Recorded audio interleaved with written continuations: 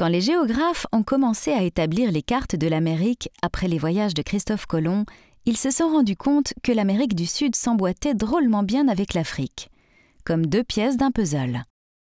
Était-il possible que ces continents aient été un jour réunis?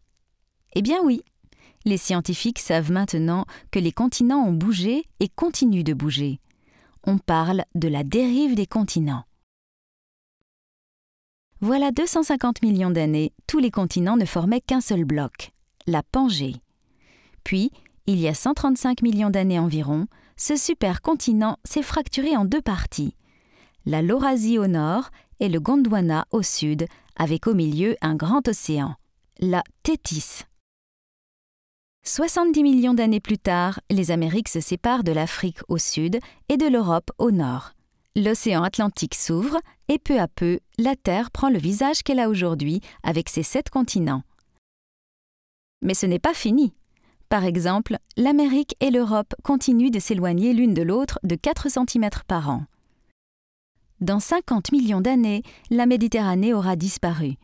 L'Est de l'Afrique se sera détaché et sera devenu une grande île et l'Australie sera tout près de l'Asie.